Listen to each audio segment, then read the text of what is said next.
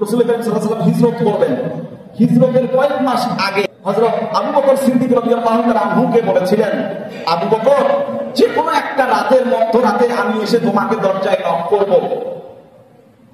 ঈমান আনার কারণে হয়তো আমাদেরকে দেশ ত্যাগ করতে হতে পারে, এই এলাকায় আমরা হয়তো থাকবো না, তুমি তৈরি থাকবা, আমি তোমাকে যে কোনো একদিন এসে ডাকবো। 2-3 মাস পরে যখন হিজরতের পরিস্থিতি তৈরি হলো, হযরত রাসূল করিম সাল্লাল্লাহু আলাইহি ওয়াসাল্লাম এসে আবু বকরের বাড়িতে শুধু একটু দরজায় নক করেছেন। আবু বকর, ঘরে আছো? দরজাটা পট করে খুলে গেল। আল্লাহ রাসূল সাল্লাল্লাহু আলাইহি ওয়াসাল্লাম বললেন, আবু বকর, কি ঘটনা? তোমাকে একটি মাত্র ডাক দিলাম আর দরজাটা অমনি খুলে গেল কেমনে?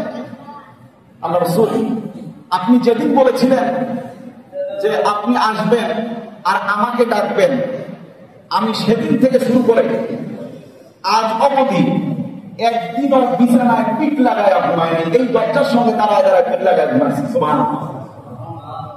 রাসূলের কথাকে তারা কতটা গুরুত্ব দিত, রাসূল সাল্লাল্লাহু আলাইহি ওয়াসাল্লামের কথার কতটা গুরুত্ব তাদের কাছে ছিল। আজকে দুর্ভাগ্যজনক সত্য যে রাসূলের কথাগুলোকে আমরা শুনি এক কান দিয়ে, এত সুন্নতের ওয়াজ করা হয়, এত সুন্নতের ওয়াজ করা হয়, কিন্তু আমরা শুনি এক কান দিয়ে, বের করে দিই আর এক কান দিয়ে, আমরা সেটাকে গ্রহণ করি না।